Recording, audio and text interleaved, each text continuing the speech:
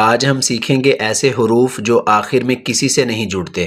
اگر آپ یہ سمجھ گئے تو اردو لکھائی آسان ہو جائے گی۔ السلام علیکم، میں ہوں عمیر سلیم، آپ دیکھ رہے ہیں اے ایم ہینڈ رائٹر۔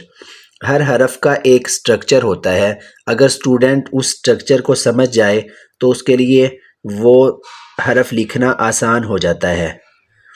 کسی بھی حرف کو شروع کہاں سے کرنا ہے، اس کا اینڈ کہاں پہ کرنا ہے، یہ بہت اہم ہوتا ہے۔ اگر یہ سٹوڈنٹ سمجھ جائے تو اس کے لیے اردو خوشخطی بہت آسان ہو جاتی ہے۔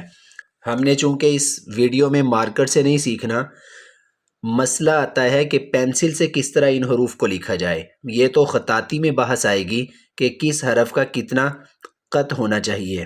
دیکھیں، حروف سے لکھتے وقت آپ نے اس طرح دال کو ہلکا سا خم دینا ہے اوپر سے، اور نیچے سے یوں تھوڑا سا سیدھا کر دینا آپ نے اس طرح سے۔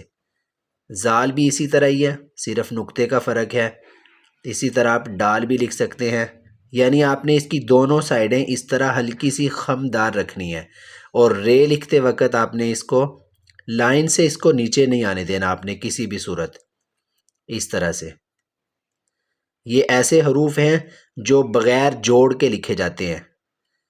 جب ہم جیم لکھتے ہیں تو جیم میں ہمیں ایک یہاں تک ایک حصہ اس کے ساتھ یہ ایک جوڑ ملانا پڑتا تھا، جبکہ دال زال رے زے میں اس طرح نہیں ہے۔